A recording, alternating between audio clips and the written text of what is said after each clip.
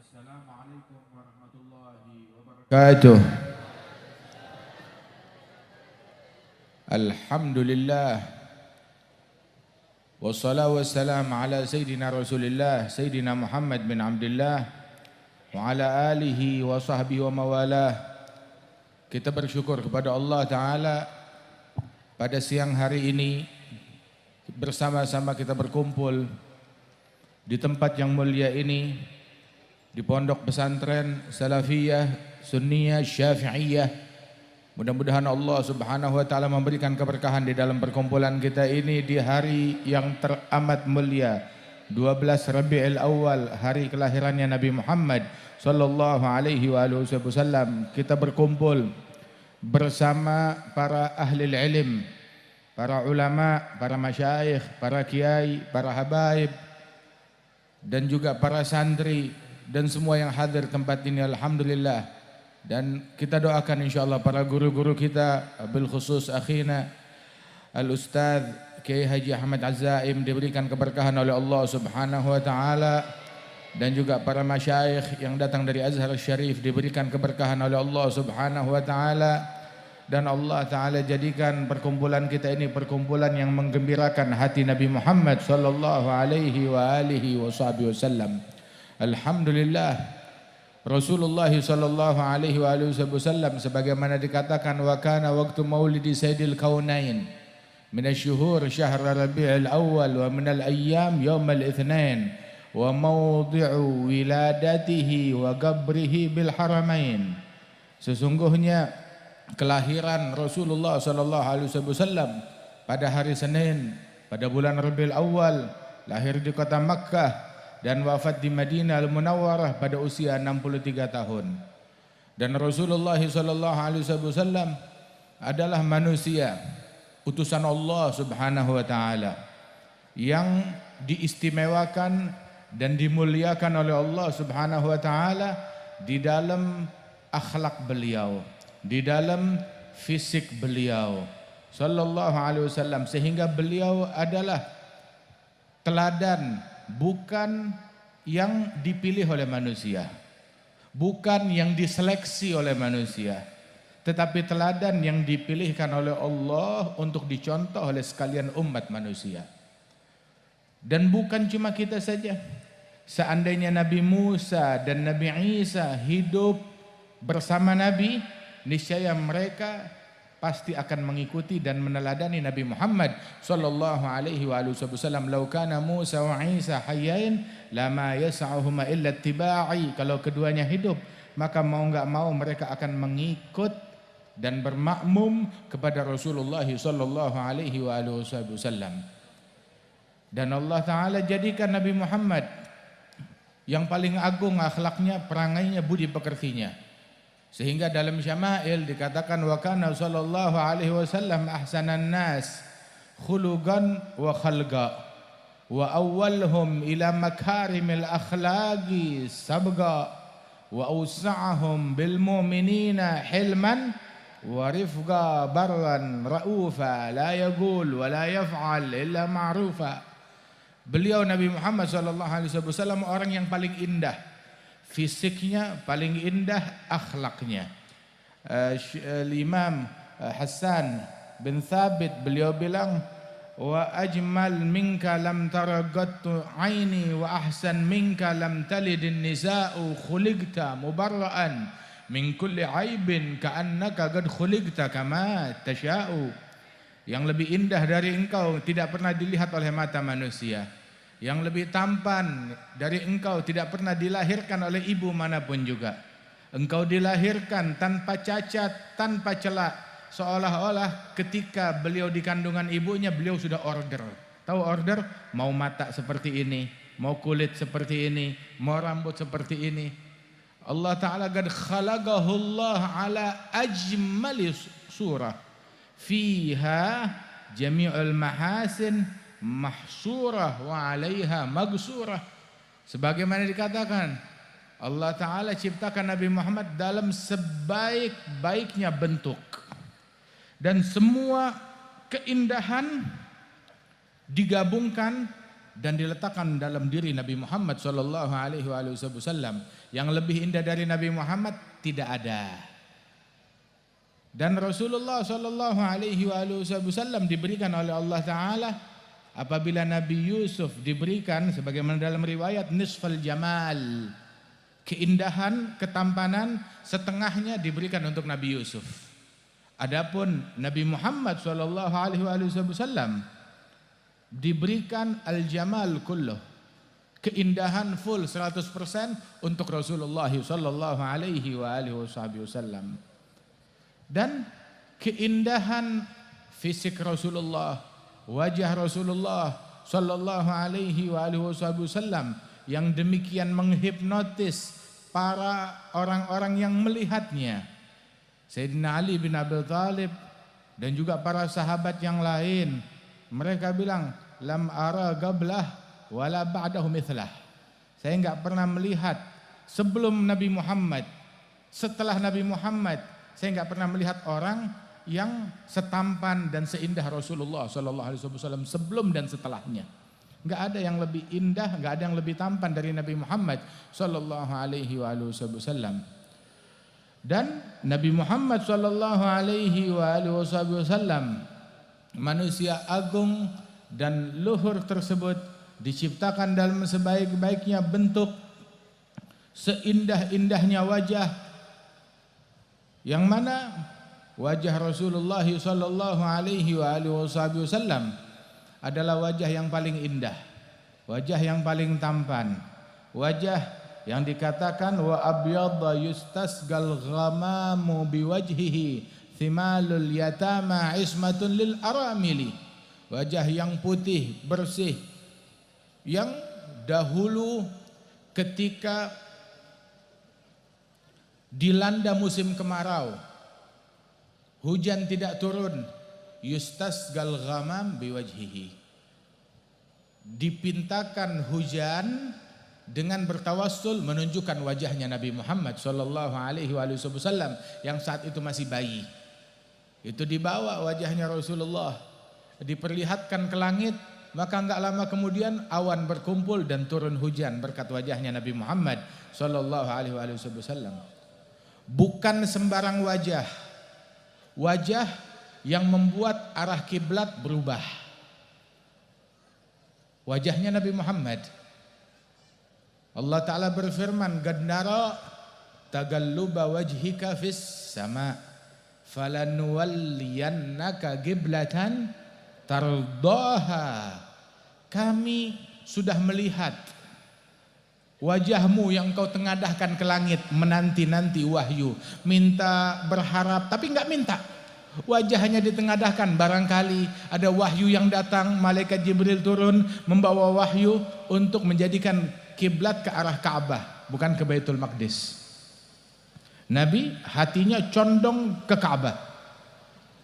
Waktu dalam perjalanan hijrah menoleh ke Ka'bah dan melihat, sesungguhnya innaki la ahabbal bilad ilai laula anna qaumi akhrajuni minki ma kharajtu. Sungguh Allah Maha mengetahui, engkau adalah negeri yang paling aku cintai. Kalau bukan karena kaumku mengeluarkan aku dari engkau, aku enggak bakalan keluar, kata Rasulullah sallallahu alaihi wasallam, hingga diperintahkan oleh Allah Ta'ala. Maka Allah Ta'ala ketika melihat kecondongan Rasulullah untuk di dalam sholat kiblatnya menghadap ke Ka'bah, maka Allah Ta'ala nyatakan falanuwalliyannaka qiblatan tardaha. Karena wajahmu itu menginginkan hal yang demikian, kami akan arahkan engkau ke kiblat yang engkau ridhai, yang engkau suka. Ya Muhammad, kiblat mana yang kamu suka? Kiblat mana yang membuat engkau ridha? Falanuwalliyannaka qiblatan tardaha. Kami akan arahkan engkau menghadap ke kiblat yang engkau ridha, yang engkau ridha. Jadi kalau ada orang bilang saat ziarah ke Nabi Muhammad, doa jangan ngadep Nabi Muhammad, ngadep kiblat sana. Kita ngadep kiblat berkat wajah Nabi Muhammad. Terus kita suruh ngebelakangin wajahnya Nabi, ngadep ke kiblat tersebut. saat kita berada di hadapan Rasulullah sallallahu alaihi wasallam. Falanuwalliyannaka qiblatan tardaha. Menghadap ke wajah yang karena wajah tersebut dalam salat wajah kita menghadap kiblat. Menghadap Ka'bah berkat wajahnya Rasulullah sallallahu alaihi wasallam. Dan ketahuilah bahwasanya Nabi besar Muhammad sallallahu alaihi wasallam yang diciptakan ala ajmali surah, dalam fisik yang paling istimewa. Enggak ada bandingnya di dalam fisiknya. Dan tiada bandingnya di dalam akhlaknya. Maha hebat, maha suci Allah yang menciptakan Nabi Muhammad, menciptakan fisik Nabi Muhammad dan menciptakan akhlaknya Nabi Muhammad. Akhlaknya Rasulullah sallallahu alaihi wasallam yang disebutkan oleh Siti Aisyah, kana khuluquhul Qur'an. Akhlaknya Nabi adalah Al-Qur'an. Dan Al-Qur'an tiada bandingnya. Al-Qur'an, qul law kana al-bahru midadan li kalimati rabbi la nafida al-bahru qabla an tanfada kalimatu rabbi walau ji'na bimithlihi madada. Hadzal Qur'an. Dan akhlaknya Nabi adalah Al-Qur'an. Beliau bagikan Qur'an yang berjalan. Beliau dididik oleh Al-Qur'an. Allah Ta'ala yang mendidik kepada Rasul sallallahu alaihi wasallam. Nabi bilang di dalam hadis, "Addabani Rabbi fa ahsana ta'dibi." Allah Tuhanku mengajarkan aku adab, dan sebaik-baiknya ajaran dari Allah Ta'ala. Setelah Allah mengajarkan adab dan akhlak kepada Nabi Muhammad, maka Allah memuji akhlaknya Nabi Muhammad. Wa innaka la'ala khuluqin azim. Engkau berada di dalam budi pekerti yang teramat luhur, yang teramat agung, sallallahu alaihi wasallam. Kemudian dijadikan Nabi Muhammad teladan bagi kita sekalian. Laqad kana lakum fi Rasulillah uswatun hasanah. Teladan buat siapa? Buat yang kaya maupun yang miskin. Orang kaya mau tahu harus bersikap seperti apa? Bersikap seperti Nabi Muhammad. Orang yang melarat, yang susah, yang miskin, bersikap seperti sikapnya Nabi Muhammad, di dalam sabarnya, di dalam ridhonya, di dalam kesederhanaannya. Yang kaya bersikap seperti Nabi Muhammad di dalam kedermawanannya, di dalam kepeduliannya kepada sesama, di dalam syukurnya kepada Allah Subhanahu wa taala. Dikatakan oleh Imam Allamatud Dunya Abdurrahman bin Abdullah Al-Faqih, beliau bilang, wa uswatul makrubi fi istibari fi kulli ma qasa min al-kuffari hatta rumi bil farthi wal ahjari wa ma da'a illa ala rijali wa salwatun li mu'sirin miskini idh sahha lam yashba' wala yawmaini wa qad aba jibalaha min aini zuhdan wa min ju'in tawal layali wa fi as-sakha ka'annahu al-bahru az-zakhar yu'ti ma'inan wa ulufan man hadar wa mastafa li nafsihi wa maddakhar illa yasiran wa huwa dhul iyali wa huwa bihaqqi syukri ma awlahu idh qama hatta warimat rijlahu wa wasala as-sawma wa qad awlahu maulahu awlal fadli wal ifdali. Alhamdulillah yang mengkhususkan kita dengan Nabi Muhammad sallallahu alaihi wasallam. Teladan buat orang yang kaya maupun yang miskin. Hartawan yang paling baik adalah yang paling mengikuti Rasulullah, yang paling meneladani Rasulullah. Itulah hartawan yang paling beruntung. Orang miskin, orang susah yang paling baik adalah yang paling meneladani Rasulullah, yang paling mengikuti Rasulullah sallallahu alaihi wasallam.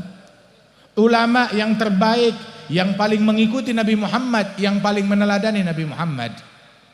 Pejabat umara yang terbaik, yang paling mengikuti dan meneladani Nabi Muhammad sallallahu alaihi wasallam. Begitu juga santri yang terbaik, yang paling mengikuti dan meneladani Nabi Muhammad sallallahu alaihi wasallam. Ayah yang terbaik, ibu yang terbaik, yang paling meneladani Nabi Muhammad sallallahu alaihi wasallam. Al-Imam Abdullah bin Umar bin Yahya, beliau ditanya, bilang, ya Habib Abdullah bin Umar bin Yahya, habaib ada banyak fam, keluarga Rasulullah. Siapa di antara mereka yang paling baik? Siapa di antara mereka yang paling mulia? Maka dijawab ketika ditanya, man afdalul alawiyyin, siapa gerangan keturunan Nabi yang paling mulia?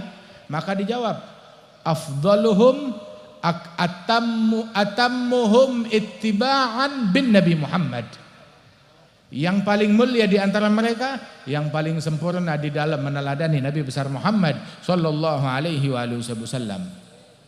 Kita membaca ratib Al-Imam Abdullah bin Alul Haddad, sahibul ratib, sahibul aurat, sahibul adhkar, memiliki banyak karangan, mujaddid pada masanya, yang di masa hidupnya ratibnya dibaca di Masjidil Haram dan dibaca di Masjidil Nabawi di masa hidup beliau. Al-Imam Abdullah bin Alul Haddad, beliau bilang, ma min sunnatin sannaha Rasulullah illa arju anni qad amiltu biha. Tidak ada satu sunnah pun dari sunnahnya Rasulullah melainkan sudah saya amalkan. Setiap sunnahnya Nabi Muhammad sallallahu alaihi wasallam saya kerjakan dan saya amalkan. Minal mutaakhirin, ada salah seorang guru kami dan guru dari guru kami, Al-Habib Ibrahim bin Umar bin Aqil bin Yahya.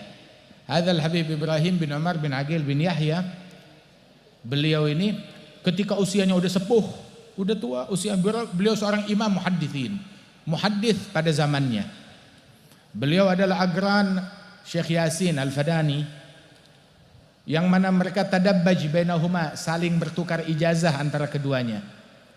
Hadzal Habib Ibrahim bin Umar bin Aqil bin Yahya yang memiliki sanad Ahl Masyriq wa Ahl Maghrib, semuanya ada pada diri beliau. Beliau ini di akhir umurnya ketika ambil air wudhu dibantu oleh muridnya atau oleh anaknya. Tatkala dibantu, lengan bajunya itu mau wudhu digulung. Saat mau digulung yang kanan dulu baru yang kiri. Dia bilang, stop, ini keliru. Kalau mau gulung lengan baju, kita kalau pakai baju masuk tangan kanan, baru tangan kiri. Ketika membuka, kiri duluan, yang kanan belakangan. Nah sekarang bajunya dipakai, lengannya yang digulung. Menggulung lengan sama seperti membuka. Dan membuka ya kiri duluan, yang kanan belakangan. Ketika selesai digulung mau dikembalikan lagi, yang kanan duluan, baru yang kiri setelahnya. Itu sunnah. Sampai bingung, sampai hal yang sedetail ini dari sunnahnya Rasulullah diperhatikan oleh beliau. Dikatakan laulam nakun hakadha ma kunna hakadha. Kalau kita nggak peduli dengan hal detail dari sunnah yang semacam ini, maka kita nggak bakalan jadi orang besar, kecuali karena kepedulian dengan hal-hal yang detail. Kita tadi makan, ditunjukkan adab makan, baca Bismillahirrahmanirrahim, baca doa mau makan, makan tangan kanan, makan sambil duduk. Ini adab. Yang tanpa itu semuanya, maka tidak berkah apa yang kita lakukan. Salah seorang ulama besar, ada dua orang besar, Al-Imam Abdullah bin Husain bin Tahir dan kakak beliau Al-Imam Tahir bin Husain bin Tahir, dua ulama besar. Mereka ini adalah guru besar pada zamannya, menjadi rujukan ulama yang ada di barat, yang ada di timur. Dulu mereka waktu masih kecil, mereka menjadi orang besar karena dari kecilnya menjalankan ajaran Nabi Muhammad, Nabi yang terbesar. Dia punya bibi, bibinya berkata kepada dia, ammatuh berkata kepada dia, ya Tahir, ya Abdullah, idza amiltuma biadab dukhulil khala la kharajtuma binuril ilm. Wahai Abdullah bin Husain, wahai Tahir bin Husain, apabila kalian berdua saat masuk ke toilet, ke kamar mandi, kalian mengamalkan adab dan sunnah masuk kamar mandi, kalian akan keluar dari WC dengan membawa cahaya ilmu. Dari kamar mandi keluar membawa cahaya ilmu. Kalau menjalankan adab dan sunnah. Bagaimana kalau adab dan sunnah dia laksanakan tatkala di kelas, tatkala di halagah, tatkala di majlis, tatkala di masjid, tatkala belajar dan menuntut ilmu. Guru daripada guru kami, Al-Imam Abdullah bin Umar Asy-Syatiri, itu beliau bilang, la yakun talib ilm man lam yuhafiz ala qiyamil lail wala ala salatil jamaah. Jangan ngaku santri kalau tidak istiqamah di dalam bangun malam tahajud dan di dalam salat jamaah. Santri enggak salat jamaah, jangan ngaku santri. Santri enggak bangun malam, bukan santri. Santri talib ilm, bangun malam. Talib ilm, salat jamaah. Sampai dikatakan idza ra'aita talib ilm la yuhafiz ala qiyamil lail wala ala salatil jamaah fanfudh yadaka minhu. Kalau kamu lihat ada orang ngaku santri tapi enggak sholat jamaah dan enggak bangun malam, maka cuci tangan dari orang begini. Artinya apa namanya? Enggak ada harapan baginya.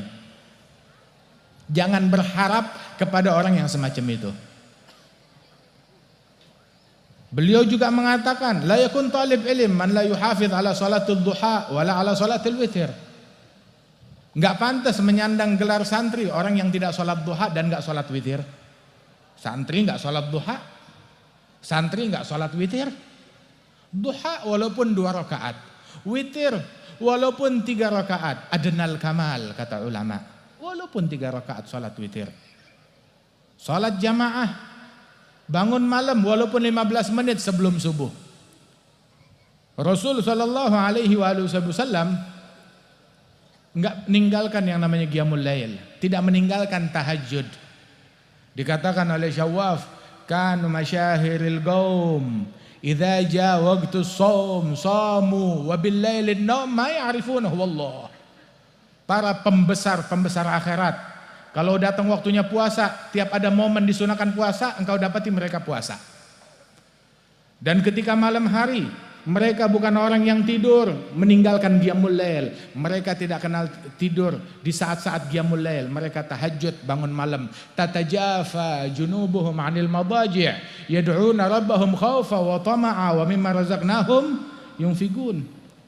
Di antara guru-guru kami dan guru-guru mereka, mertuanya Al-Habib Umar bin Hafidh, Al-Habib Muhammad bin Abdullah Al-Haddar, mertuanya Habib Zain bin Sumaid Madinah. Mudah-mudahan mereka diberikan kesehatan. Nah, ini mertua mereka almarhum Al-Habib Muhammad bin Abdullah Al-Haddar. Beliau punya pondok di Yaman sana. Itu terkadang pernah sesekali masuk waktu salat, beliau datang ke masjid di Rubat sudah terlambat. Imam sudah di rakaat kedua. Maka dia ikut sholat. Selesai sholat, salam, maka dia ajak santrinya, satu orang, sini temenin saya sholat lagi. Kenapa? Kita ngulang sholat. Bilang, Habib, kan tadi sudah sholat, sholatnya juga dapat jamaah kita. Betul, kita dapat jamaah, tapi kita tidak mendapatkan pahala takbiratul ihram bersama imam. Dan saya tidak pernah luput seumur hidup meninggalkan takbiratul ihram bersama imam. Kalaupun luput, saya ulang lagi sholatnya.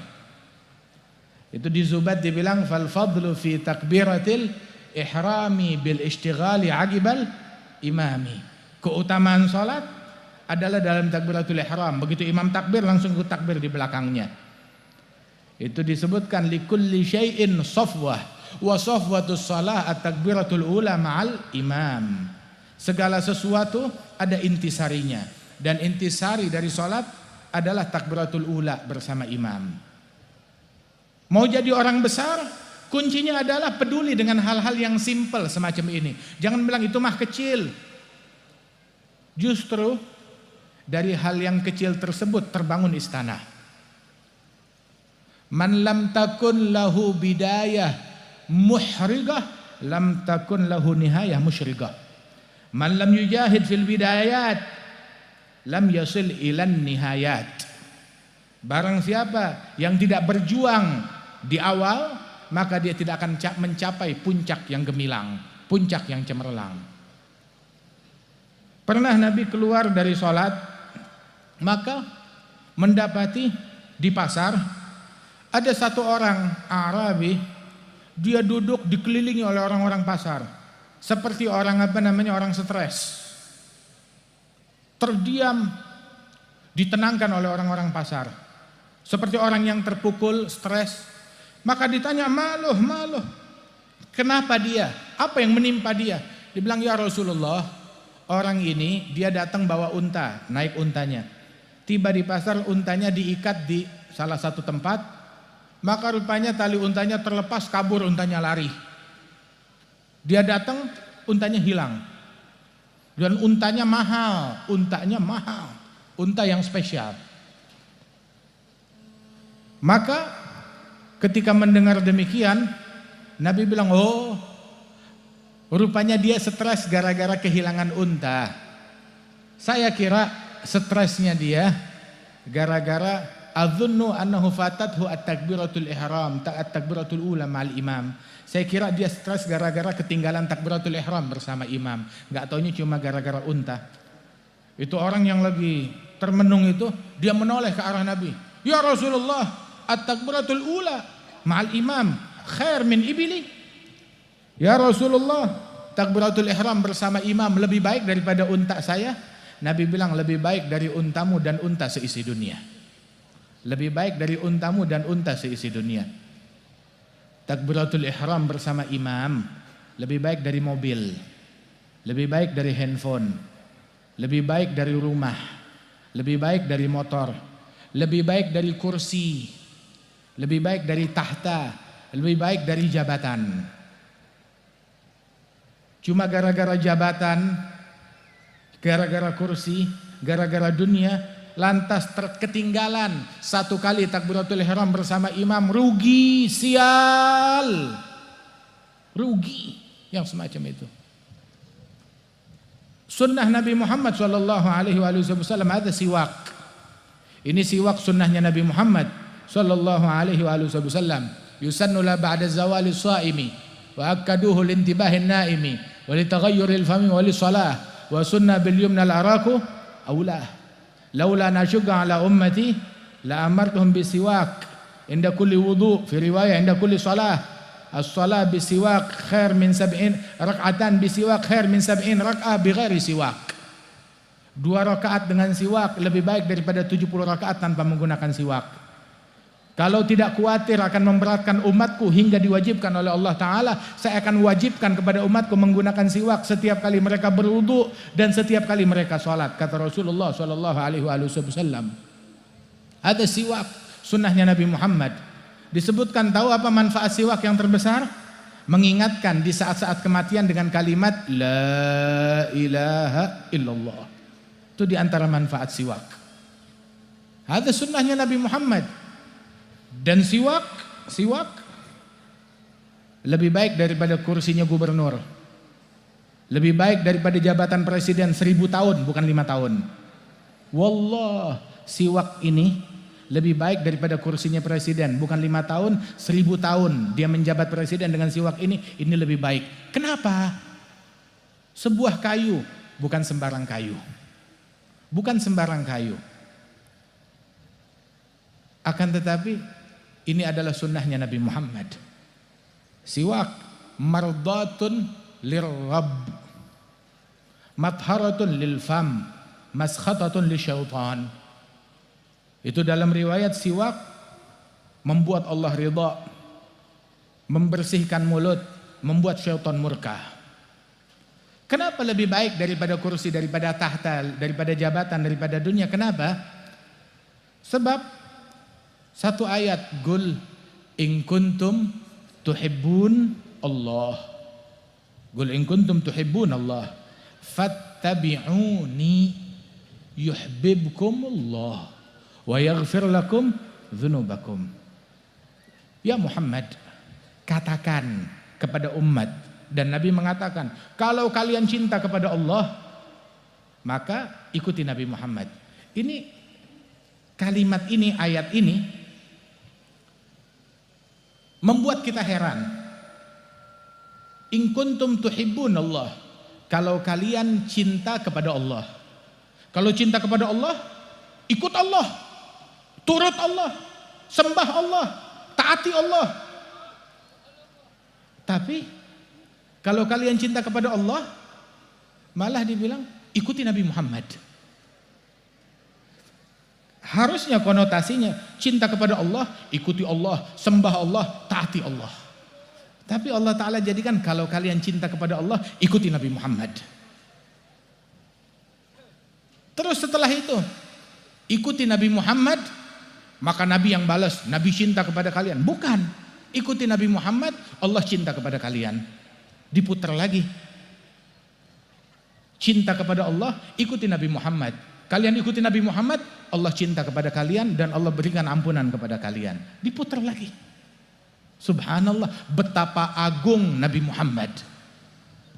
Betapa mulia Nabi Muhammad. Wa ayatu hubbillah minnatiba'uhu bihi wa'adal ghufran ba'dal mahabbati. Dalam syair Imam Al-Haddad bilang, tanda kecintaan kita kepada Allah adalah kalau kita mengikuti Nabi Muhammad. Dan kalau ketika kita mengikuti Nabi Muhammad, Allah janjikan ampunan dan kecintaan. Yuhibbukumullah wa yaghfir lakum dzunubakum. Kenapa siwak lebih agung dari kursi presiden? Sebab di balik siwak ini adalah yuhibbukumullah wa yaghfir lakum dzunubakum. Dua hal. Allah mencintai kalian dan mengampunkan dosa-dosa kalian. Karenanya segala kemuliaan sudah ada pada umat Islam di dalam peneladanan terhadap Nabi Muhammad sallallahu alaihi wasallam. Apakah setelah kemuliaan ini, setelah keagungan ini, kita masih mencari kemuliaan dengan menjilat sana, menjilat sini? Lah, kemuliaan ada di sini semuanya. Keagungan ada di sini. Sayyidina Umar ibn al-Khattab, beliau bilang, nahnu qaumun a'azzanallah bil Islam. Inibtaghaina al-izzata bighairihi adzallanallah. Kita kaum dimuliakan oleh Allah dengan Islam. Kalau kita mau cari kemuliaan dari lain Islam, maka kita akan dihinakan oleh Allah Ta'ala. Ketika terjadi keterlambatan kemenangan atas pasukan kaum muslimin di dalam jihad yang diutus oleh Umar bin Al-Khattab, lama nggak menang-menang, maka pemimpin pasukan yang sudah mengepung kota itu tapi nggak berhasil menerobosnya, minta bantuan pasukan kepada Sayyidina Umar bin Al-Khattab, kirim lagi bantuan pasukan. Maka Sayyidina Umar berkata, membalas, kita nggak punya pasukan. Masalah kamu bukan karena kekurangan pasukan, tapi kekurangan adab. Coba cari tahu, musyawarah kepada sepuh, kepada orang tua, kepada orang-orang yang mencerminkan kesolehan, ketakwaan, sowan kepada mereka. Di antara pasukan tuh ada orang-orang soleh, ada aulia wa sholihin. Cari tahu, minta isyarat dari mereka. Dan cari tahu, kekurangan kalian bukan karena kurang pasukan, tetapi pasti ada satu adab, satu sunnah yang kalian telantarkan. Maka mereka datang kepada para ulama, kepada orang soleh di kalangan pasukan. Kemudian ditanya, apa sebab kekalahan kita? Sebab kita masih belum menang. Keterlambatan pertolongan Allah ini dari mana sumbernya? Dia bilang karena pasukan ini menelantarkan satu sunnah, sunnah siwak. Akhirnya panglima bilang, besok semua pasukan harus punya siwak. Semua tentara mesti punya siwak. Nggak punya senjata nggak masalah, tapi harus punya siwak. Maka ketika pagi hari itu pasukan memotong pohon siwak yang ada di sekitar mereka, dipotong-potong dan dibagi-bagi kepada pasukan. Itu penjaga yang berjaga di bentengnya orang-orang kafir. Ketika pagi hari melihat kaum muslimin menebang-nebang pohon, mencincang pohon menjadi kayu-kayu kecil, kayu siwak, maka mereka laporan ke raja mereka. Mereka bilang, muslimin yang sudah sebulan lebih mengepung kita, rupanya mereka sudah kalap, mereka marah. Apa yang mereka lakukan? Bangun di pagi hari, mereka memotong-motong pohon. Mereka ngamuk melampiaskan amarahnya kepada pohon. Versinya orang kafir. Nah, melampiaskan amarahnya ke pohon. Kemudian mereka ambil ranting-ranting pohon, mereka cincang, kemudian mereka asah giginya. Mereka bukan lagi akan menyerang kita dengan pedang, tetapi mereka akan memakan kita. Mereka udah ngasah giginya. Nabi bilang, nusirtu bir'ub masirata syahr. Salah satu pasukannya Nabi Muhammad, pasukannya Allah, saya dibantu dengan satu pasukan, apa namanya? Ar-ru'ub, rasa takut. Pasukan muslimin masih sebulan, itu negeri udah ketakutan. Nusirtu bir'ub masirat syahr. Maka itu raja bilang, ya udah kalau begitu kita menyerah saja dah daripada kita dimakan. Mendingan kita nyerah baik-baik, perbekalan juga udah menipis. Ujung-ujungnya kita bakalan kalah, nggak bulan ini ya bulan depan, nggak bulan depan, bulan satunya lagi. Jadi daripada kita dimakan, mendingan sekarang udah kita menyerah. Akhirnya mereka bilang kita menyerah, kita mau damai, bikin kesepakatan damai. Subhanallah, dan mereka pun berdamai. Artinya mempersilahkan kaum muslimin untuk masuk dan rela tunduk kepada kekuasaan kaum muslimin. Berkat apa kemenangan tersebut? Siwak. Berkat siwak kemenangan tersebut. Sayyidina Umar ibn al-Khattab radhiyallahu anhu, beliau ketika akan diserahkan kunci Baitul Maqdis, itu pemimpinnya bilang, kita mau yang menerimanya Amirul Mukminin Umar ibn al-Khattab. Baik. Umar ibn al-Khattab keluar dari Madinah bersama pembantunya, khadimnya, budaknya. Dia jalan ke Baitul Maqdis. Naik untanya satu.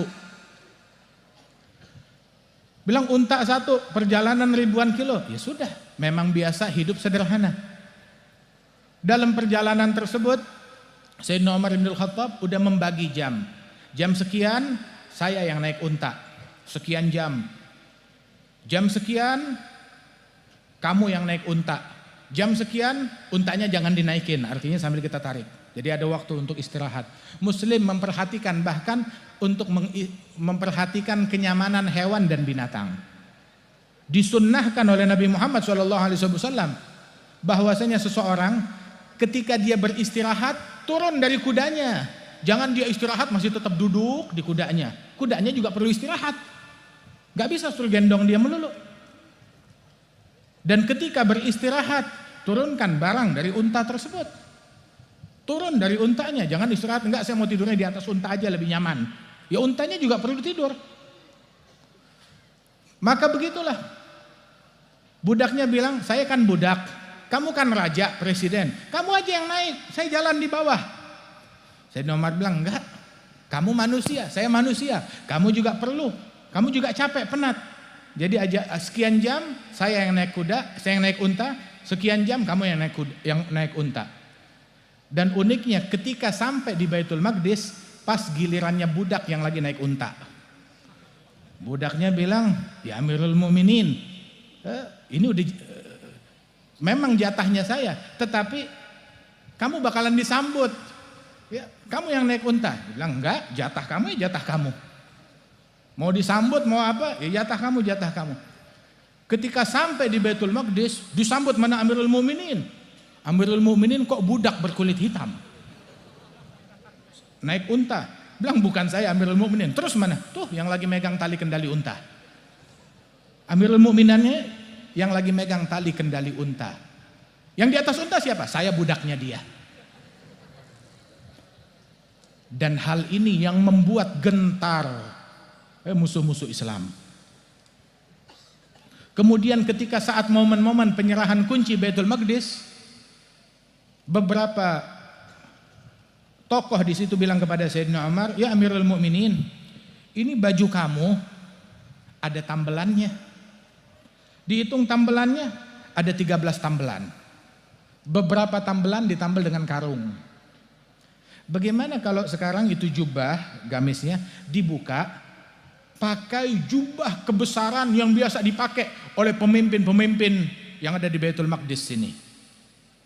Baik, jadi kita punya wibawa. Maka dibuka bajunya yang ada 13 atau 16 tambelan. Kemudian Sayyidina Umar memakai baju kebanggaan mereka. Baru jalan berapa langkah, Sayyidina Umar berbalik dan dia lepaskan jubahnya tersebut. Kemudian dia ambil, mana gamis saya, sini. Kita adalah kaum yang dimuliakan oleh Allah dengan Islam. Kalau kita mencari kemuliaan selain daripada Islam, maka kita akan dihinakan oleh Allah Subhanahu wa taala. Marhaban bil adlan. Intinya adalah kita kaum yang dimuliakan oleh Allah dengan Islam. Kalau kita mau mencari kemuliaan dari selain Islam, maka kita akan dihinakan oleh Allah. Kita sudah mulia dengan siwak kita. Kita sudah mulia dengan pakaian sunnah kita. Kita sudah mulia dengan sholat jamaah kita. Kita sudah mulia dengan qiyamul lail yang kita lakukan, yang kita miliki. Kita sudah mulia dengan takbiratul ihram yang kita istiqamah menjalankannya bersama imam. Kita sudah mulia dengan sholat duha kita. Kita sudah mulia dengan sholat witir yang kita rutini. Kita sudah mulia dengan Al-Quran yang kita baca setiap hari, yang secara rutin kita hatamkan, entah itu sebulan sekali atau 2 bulan sekali atau 2 minggu sekali. Kita sudah mulia dengan kitab-kitab ilmu yang kita kaji. Kita sudah mulia dengan kitab-kitab mutun yang kita hafalkan. Kita sudah mulia dengan adab kita, dengan akhlak kita yang diajarkan oleh guru-guru kita. Kita sudah memiliki kemuliaan dengan birrul walidain, dengan silaturahim, dan kita sudah mulia dengan kebersihan hati kita, enggak mendengki kepada orang, enggak membenci kepada orang. Kita sudah dimuliakan dengan itu semuanya. Kalau kita mau mencari kemuliaan di luar daripada nilai-nilai keislaman tersebut yang bertentangan dengan ajaran Islam, maka kita akan dihinakan oleh Allah Ta'ala. Sesungguhnya kemuliaan orang itu bukan dari harta. Kalau kemuliaan dari harta, niscaya orang yang paling mulia namanya Qarun. Kemuliaan orang bukan dari tahta jabatan, tingginya jabatan dia. Kalau kemuliaan seseorang dinilai dari jabatan yang dia punya, niscaya orang yang paling mulia namanya Namrud yang menguasai seisi bumi di masanya.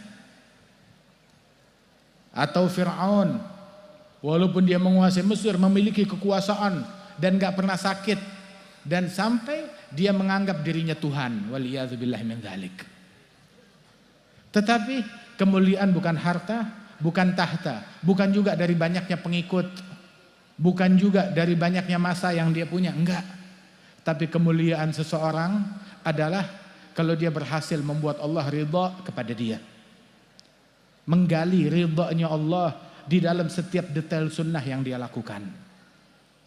Kemuliaan seseorang adalah ketika dia berhasil mendapatkan ridhanya Rasulullah sallallahu alaihi wasallam, sebab di situ ridhanya Allah Taala. Demi senyumannya Nabi, demi ridhanya Nabi Muhammad, seseorang rela menjual segalanya, memberikan segalanya asalkan bisa mendapatkan ridhanya Rasul dan ridhanya Allah Subhanahu wa taala. Sayyidina Dzulbijadain, dia mau ngikut bersama Nabi Muhammad keluar dari kampungnya, kampungnya musyrikin semuanya. Dia keluar dari kampungnya, melarikan diri, dia bawa bekalnya dan harta yang bisa dia bawa, mau ke Madinah nyusul Nabi Muhammad. Di tengah jalan dihadang oleh kaumnya, orang-orang musyrikin yang memerangi Nabi. Dia bilang, kamu mau lari kepada Nabi Muhammad, gak boleh. Maka Dzulbijadain bilang, saya gak bakal mengganggu kalian, dan saya juga gak membawa manfaat buat kalian di kampung. Begitu, kalau perlu biarkan saya ketemu dengan kekasih saya Nabi Muhammad. Kalian mau apa? Mau harta? Saya kasih harta saya. Sampai akhirnya mereka meminta harta, bukan cuma sedikit, semua harta yang kamu punya, termasuk yang kamu bawa, sehingga sampai bekalnya diambil. Dia cuma pergi ke Madinah hanya membawa 2 lembar baju yang sudah lusuh, yang menutupi bagian atas dan bagian bawah. Bijad dan bijad, dikenalnya itu Dzulbijadain, orang yang datang ke Madinah dengan 2 lembar pakaian lusuh. Datang ke Madinah, Nabi Muhammad ketika melihat beliau langsung dengan dengan firasatnya Nabi, dengan wahyu yang Allah Ta'ala berikan kepada Nabi. Nabi langsung berkata, Nabi tahu kejadian yang menimpa dia di jalan. Nabi bilang, Rabihal bai' ya Aba Yahya. Rabihal bai' ya Aba Yahya. Transaksi yang kau lakukan itu transaksi untung. Kamu jual segalanya, kamu berikan segalanya cuma agar bisa dekat dengan Nabi Muhammad. Kamu untung. Terus dia menghabiskan hidupnya bersama Rasulullah, tinggal bersama ahlu suffah di bagian belakang masjid. Nabi sholat ikut, Nabi jihad ikut, Nabi majlis ikut, makan dari rizki yang Allah Ta'ala berikan kepada mereka, ahlu suffah. Kemudian Dzulwijadain ini, ketika satu kali Nabi Muhammad sedang di luar masjid, tahu-tahu dengar suara di masjid ada orang berzikir dengan lantang. Nabi bertanya, suara siapa itu di masjid? Siapa yang lagi zikir?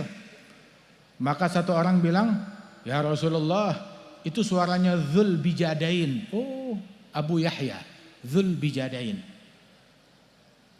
Terus satu orang komplain.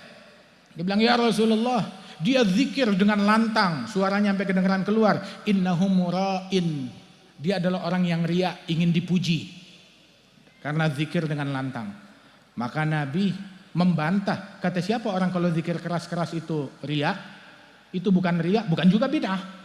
Bukan. Nabi tidak melarang. Yang melarang itu yang bid'ah. Nabi enggak melarang. Ada pernah Nabi melarang, jangan zikir keras-keras. Di dalam Al-Quran, wadhkurullaha katsira. Suruh zikir yang banyak. Man dzakarani fi nafsi dzakartuhu fi nafsi, wa man dzakarani fi mala'in dzakartuhu fi mala'in khair min mala'ih. Dalam hadits qudsi fil Bukhari disebutkan hal yang demikian. Nabi mengatakan, lah, dia bukan riya, innahu awwah. Dia adalah orang yang selalu merujuk kembali kepada Allah Subhanahu wa taala. Dipuji oleh Rasulullah. Terakhir dalam satu perjalanan jihad bersama Nabi, dalam satu perjalanan bersama Rasulullah, perjalanan pulang, Dzulwijadain sudah sakit dan meninggal dunia di tengah jalan. Dimandikan, yang memandikan, yang ngurusin jenazahnya pembesar-pembesar sahabat, Sayyidina Abu Bakar, Sayyidina Umar, Sayyidina Ali, Sayyidina Utsman. Mereka yang ngurusin jenazahnya. Digali kuburannya, dimandikan, dikafankan, dan Nabi yang mensolatkan di malam hari. Begitu mau dimasukkan dalam lubang kubur, Nabi bilang stop, tahan. Nabi turun dulu ke dalam lubang. Nabi yang turun ke lubang kubur, Nabi ratakan tanahnya, terus Nabi mengulurkan tangannya, ayo bawa sini jenazahnya. Nabi yang menerima jenazahnya Dzulwijadain dengan kedua tangan suci beliau. Diterima dengan tangannya Rasulullah, dibaringkan. Kemudian setelah itu di dalam lubang kubur Nabi Muhammad berdoa sambil berdiri menengadahkan tangannya ke langit. Nabi bilang apa? Allahumma rda anhu fa inni amsaitu anhu radin. Ya Allah, ridailah dia, ridai orang ini sebab aku ridha kepada dia. Ridailah dia sebab aku ridha kepada dia. Beruntung Dzulwijadain dengan ridhonya. Pemenang sejati yang memenangkan ridhonya Nabi Muhammad. Kalau dia udah menang ridhonya Nabi Muhammad, dia menang ridhonya Allah Ta'ala. Inilah pemenang sejati. Pecundang sejati yang kehilangan ridhonya Allah, kehilangan ridhonya Rasulullah, walaupun dia berhasil mendapatkan simpati seisi dunia, mendapatkan suara seisi dunia, mendapatkan harta seisi dunia, tapi dia kehilangan ridhonya Allah, kehilangan ridhonya Rasulullah. Dia adalah pecundang sejati. Wal'iyadzubillah min dzalik. Man wajadallah famadza faqad fa ayya syai'in faqad wa man faqadallah fa ayya syai'in wajad. Barang siapa yang menemukan Allah, maka apa yang hilang darinya? Apa yang luput darinya? Tapi barang siapa yang kehilangan Allah, apa sih yang dia capai? Apa pencapaianmu? Apa yang kamu raih kalau kamu kehilangan Allah Ta'ala? Dapati Allah.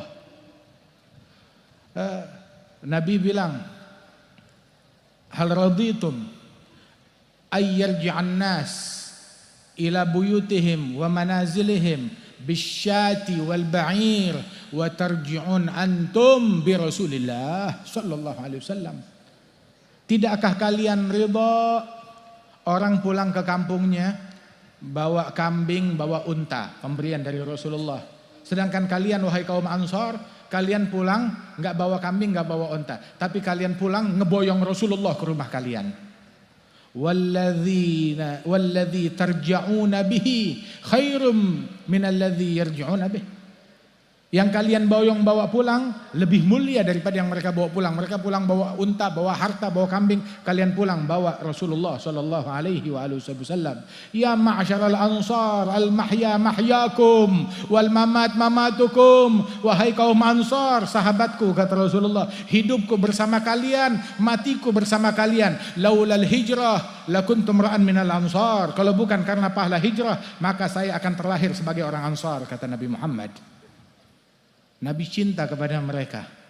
Sampai Rasulullah SAW bilang, "Lau salakan nas wadi, wa salakal ansar wadi, la salaktu wadil ansar." Kalau orang menempuh suatu lembah dan kaum Ansar minoritas menempuh satu lembah, saya bakal ngikut bersama kaum Ansar. Kata Nabi Muhammad. Enggak ngikut-ngikutan arus, ikut bersama kaum Ansar.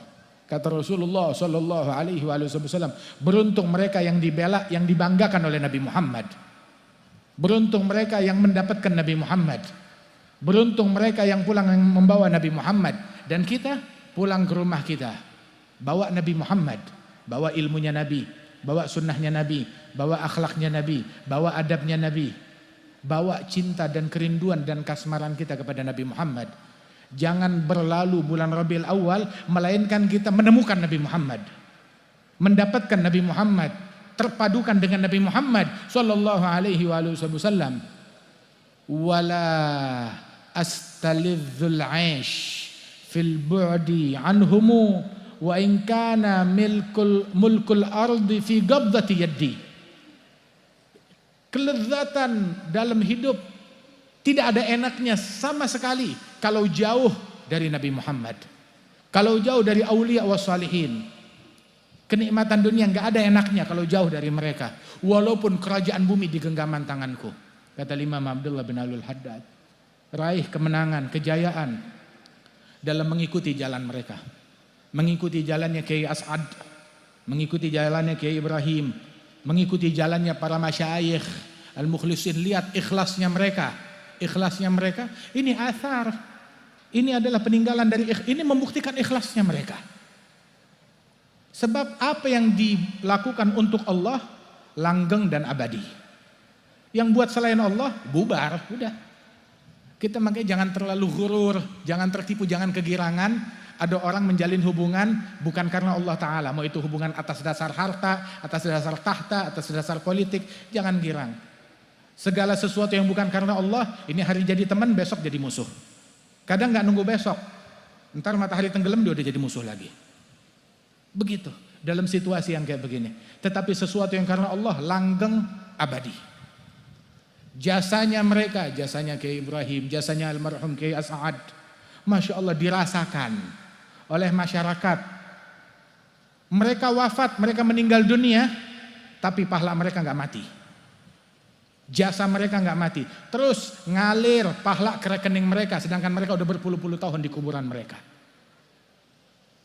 Mereka yang hidup adalah yang gak berguna, yang gak manfaat. Adapun para ulama yang ilmunya dimanfaatkan, mereka tetap hidup. Lain daripada mereka, amwat. An-nasu mauta wa ahlul ilmi ahya'u. Mudah-mudahan Allah Ta'ala hidupkan kita dengan sunnahnya Nabi, dengan akhlaknya Nabi, dengan istiqamah di jalannya Nabi Muhammad sallallahu alaihi wasallam. Para masyayikh kita diberikan keberkahan, diberikan kesehatan, yang sudah meninggal diangkat derajatnya oleh Allah Ta'ala. Dan Allah Ta'ala berikan keberkahan di antara para ulama-ulama kita, bil khusus akhina Kiai Haji Azaim, dan juga segenap para masyayikh minal Azhar Syarif, dan para ulama yang hadir tengah-tengah kita, para kiai, para tuan guru, para habaib, para hadirin hadirat. Tidak kita keluar dari majlis ini melainkan dosa kita diampunkan oleh Allah Subhanahu wa Ta'ala. Ya Rabb adim rayat ad-dinil qawim fi jami'il aqtar mansyurah معالم الإسلام والإيمان بأهلها معمورة، بأهلها معمورة، بأهلها معمورة معنى وصورة. اكشف اللهم كربة المكروبين، اقضي دين المدينين، اغفر للمذنبين، تقبل توبة التائبين، انشر رحمتك على عبادك المؤمنين أجمعين، واكف شر المعتدين والظالمين، ابسط العدل بولاة الحق في جميع النواحي والأقطار، أيدهم بتأييد من عندك ونصر على المعاندين من المنافقين والكفار، واجعلنا يا رب في الحصن الحصين من جميع البلايا، في الحرز المكين من الذنوب والخطايا، أدمنا في العمل بطاعتك، صدق في خدمتك قائمين. إذا توفيتنا توفنا مسلمين مؤمنين، اختم لنا منك بخير أجمعين، واغفر لكل الذنوب، واستر لكل العيوب، واكشف لكل الكروب، واكفي أذى المؤذين، واختم بأحسن ختام. إذا دنا الانصرام وحان حين الحمام وزاد رشح الجبين، بجاه طه الرسول جد ربنا بالقبول، وهب لنا كل سول، رب استجب لنا آمين. أعطاك ربي جزيل، وكل فعلك جميل، وفيك عملنا طويل، فجد على الطامعين برحمتك يا أرحم الراحمين، يا أرحم الراحمين، يا أرحم الراحمين. فرج على المسلمين، ويا أجود الأجودين، ويا ذا القوة المتين، ويا راحم المساكين، ويا أرحم الراحمين. صلى الله على سيدنا محمد النبي الأمي وعلى آله وصحبه وسلم، وآخر دعوانا أن الحمد لله رب العالمين بسر الفاتحة.